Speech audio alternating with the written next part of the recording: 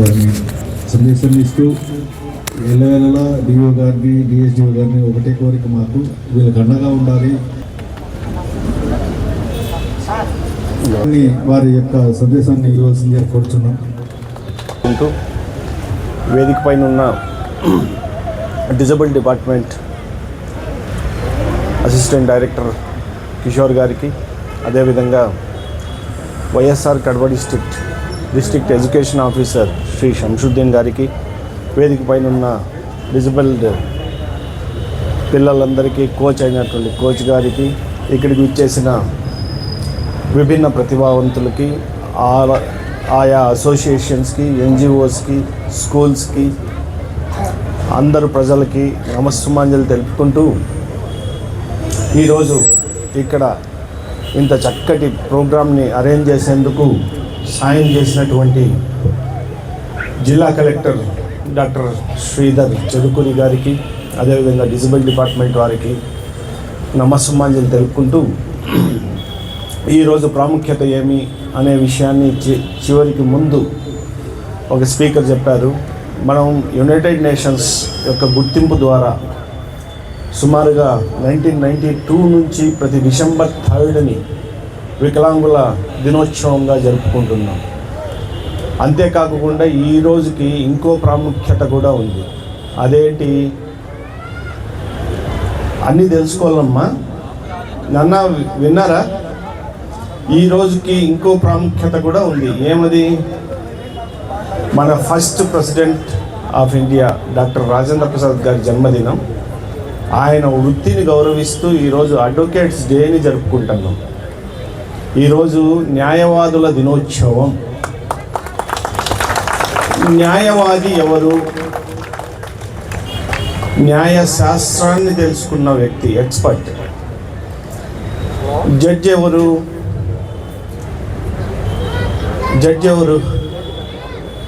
నేనే. అది కాదు ఆన్సర్. జడ్జి ఎవరు? డెసిషన్ మేకర్, నిర్ణయాలు తీసుకుంటాడు వితిన్ ది యాంబిట్స్ ఆఫ్ లా. న్యాయశాస్త్రాన్ని తెలుసుకోకపోతే జడ్జిగా అర్హత ఉండదు. అంటే ప్రతి జడ్జి అడ్వకేటే. అందరు అడ్వకేట్లు జడ్జి కాలేరు, కానీ ప్రతి జడ్జి అడ్వకేటే. అంటే మాతృగా అడ్వకసీ నుంచి వచ్చింది. ఈ రోజుకు ఉండే అదనపు గుర్తింపు ఇది. ఈ సంవత్సరం యునైటెడ్ నేషన్స్ ఇచ్చిండే థీమ్ ఏమి ఈ డిజబుల్ డేకి? Fostering disabilities inclusive societies for advancing social progress అనేది. ఏమంటే వికలాంగులకి రాజకీయంగా, ఆర్థికంగా, సామాజికంగా తోడ్పాటు ఇచ్చి సంఘంలో వాళ్ళని ఎదుగుదలకి కృషి చేయడం ఈ సంవత్సరం థీమ్. ప్రతి సంవత్సరం ఒక థీమ్ పెట్టుకుంటాం. ఎందుకని పెట్టుకుంటాం? మనకొక ఉద్దేశాన్ని పెట్టుకొని ఆ ఉద్దేశపరంగా గవర్నమెంట్ పనిచేసేదానికోసం, గవర్నమెంట్తో పాటు ఎన్జిఓస్ పనిచేసేదానికోసం, దాంతోపాటు ఇతరులు కూడా పనిచేసేదానికోసం ఒక థీమ్ పెట్టుకుంటాం. అంటే ఒక టార్గెట్. ఆ విధంగా మనం ఇది అండర్స్టాండ్ చేసుకున్న తర్వాత అసలు వికలాంగత్వం మనకు ఎందుకు వస్తుంది? మనం నిజంగానే వికలాంగులమా? మనం వికలాంగులమా? విభిన్న ప్రతిభావంతులు అనే ఒక పెద్ద వర్డ్ని తెచ్చి పక్కన పెట్టారు. నిజంగా అదేనా?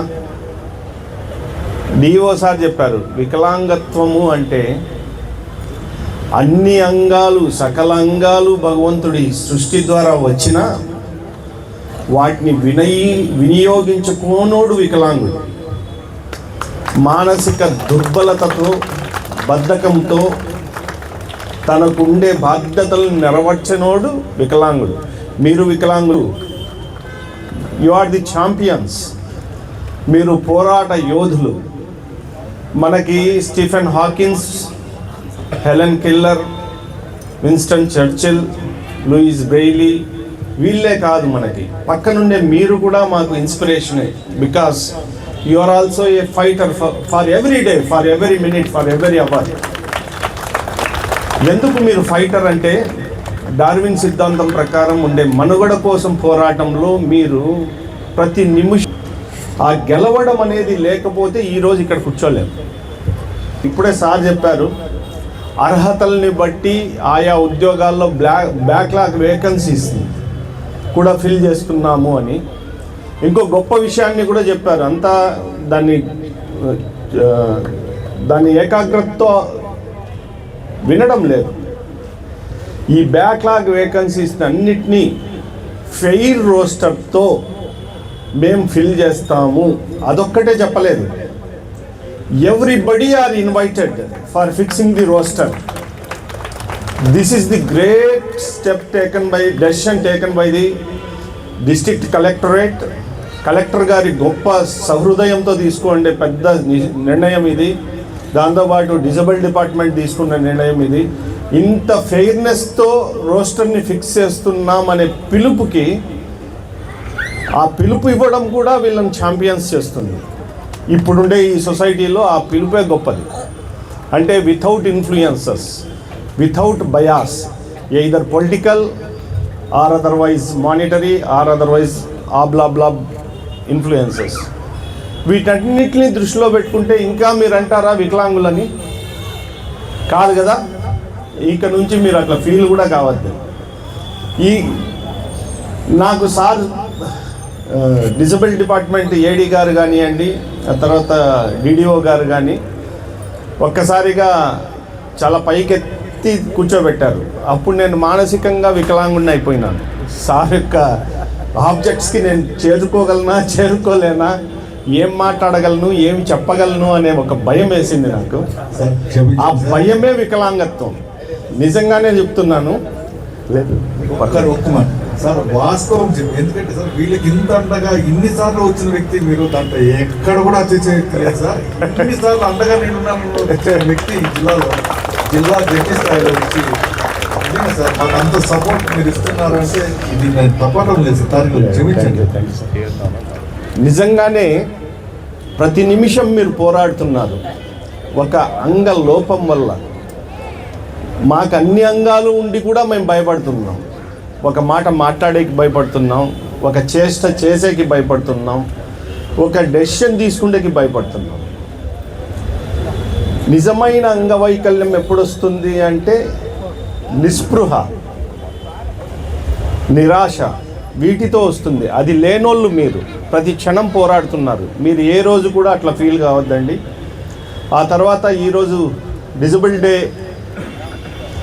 ఉంది కాబట్టి ఈ డేని మామూలుగా సెలబ్రేట్ చేసుకోకుండా మీకు honourable national legal services authority వారు, స్టేట్ లీగల్ సర్వీసెస్ అథారిటీ వారు ఏ పథకాలని పెట్టారు ఇవి మీకు తెలుసుకోవాలని చెప్పి మేము ఒక స్పెషల్ మాడ్యూల్ క్యాంప్ని కూడా ఇక్కడ నిర్వహించాం with the aid of district legal services authority and also CWC వాళ్ళ ద్వారా మీకు ఈ మాడ్యూల్ క్యాంప్ యొక్క ముఖ్య ఉద్దేశం ఏమంటే, మీకుండే చట్టాలు, you are equal to every citizen of India, అన్నీ ఉన్నాయి మీకు, అన్ని హక్కులు, అన్ని ప్రాథమిక హక్కులు మీకు వస్తాయి. విద్యా హక్కు కూడా మీకు ఉంది. దీనికోసం మీరు ఫైట్ చేసి న్యాయస్థానాల ద్వారా పొందచ్చు. ఆ విధంగా ఈ హక్కుల్లో ఉండే LSUM యూనిట్ అనేది ఉంది, LSUC యూనిట్ అనేది ఉంది. ప్రతి మైనర్ పిల్లలకి, ప్రతి డిజబుల్డ్ పర్సన్కి గవర్నమెంట్ తరపున వచ్చే ప్రతి పథకాన్ని మీకు అందజేయాల్సిన బాధ్యత మా మీద ఉంది. దానికి గాను మీ దగ్గరికి PLVs ఉంటారు, పారాలీగల్ వాలంటీర్స్ అంటారు. వాళ్ళు హక్కుల నేస్తంగా రాసింటారు వాళ్ళ బ్యాడ్జ్ మీద. వచ్చారా మా PLVs? ఇక్కడ నిలబడండి అయ్యా. వీళ్ళే మా PLVsగా ఉంటారండి. మీకు ఎక్కడైనా సరే ఒక సదార్ సర్టిఫికెట్ దొరకలేదు, ఒక పెన్షన్ రాలేదు, ఒక స్కూల్లో అడ్మిషన్ జరగలేదు, అర్హత ఉన్నా వీఆర్ దేర్, మీకోసం మేము ఉన్నాం. వీళ్ళని అప్రోచ్ అయినా చాలు. అదేవిధంగా డిస్ట్రిక్ట్ లీగల్ సర్వీస్ అథారిటీ అని చెప్పి కోర్టు కాంప్లెక్స్లో ఉంటుంది న్యాయ సేవా సదన్ అని, అక్కడికైనా రావచ్చు. అదేవిధంగా honourable national legal service authority యొక్క స్కీమ్ LSUM ప్రకారం మీకు ఒక దివ్యాంగన్ హెల్ప్ లైన్ ఉంది 14456. ఈ నెంబర్ గుర్తుపెట్టుకోండి అమ్మా, 14456. 56. రిపీట్ చేయండి, 144. అదేవిధంగా ఇంకో నెంబర్ ఉంది. ఏ ప్రాబ్లం వచ్చినా, మీ తల్లిదండ్రులకు ప్రాబ్లం వచ్చినా, ఊర్లో వాళ్ళకి ప్రాబ్లం వచ్చినా 15100. ఈ నెంబర్లకు ఫోన్ చేయడం వల్ల మీకు వచ్చే లాభం ఏమంటే డైరెక్ట్ హానరబుల్ సుప్రీంకోర్టు వాళ్ళు పలుకుతారు. ఎప్పుడైతే సర్వోన్నత న్యాయస్థానం, ఇండియాలోనే గొప్ప న్యాయస్థానం, దానికే మీ ఫోన్ కాల్ వెళ్తుంది. కాబట్టి ఈ అవకాశాలని, ఈ ఫెసిలిటీస్ని మీరు వినియోగించుకొని రాజకీయంగా, ఆర్థికంగా, సామాజికంగా, ఉద్యోగ అవకాశాల్లో కూడా, మీకుండే జీవన ప్రమాణాల్లో కూడా సమాన అవకాశాలు పొందుతూ మీరు మీ జీవితాన్ని చక్కదిద్దుకుంటూ మీ చుట్టూతా ఉండే, మీ ఆవరణంలో ఉండే ప్రతి సంఘానికి, సమూహానికి మీరు ప్రేరణగా నిలుస్తూ మీరు అన్ని వైపులా మీ యొక్క అభివృద్ధిని సమాజానికి కొలుపుతూ దేశాన్ని సర్వతోముఖాభివృద్ధిగా తీసుకెళ్ళగలని భావిస్తూ ఇంత చక్కటి అవకాశం ఇచ్చిండే హానరబుల్ నేషనల్ లీగల్ సర్వీస్ అథారిటీకి, అదేవిధంగా హానరబుల్ స్టేట్ లీగల్ సర్వీస్ అథారిటీకి, honourable chairperson cum principal district judge doctor C Yamini madam గారికి, అదేవిధంగా respected district collector Shri Sridhar Cherukuri గారికి, అదేవిధంగా డిజిబుల్ డిపార్ట్మెంట్ వారికి, డిఈఓ వారికి, ఇక్కడికి వచ్చిన మీకందరికీ ఆ సర్వేశ్వరుడికి కూడా కృతజ్ఞతలు తెలుపుకుంటూ విరమించుకుంటున్నాను. Thank you.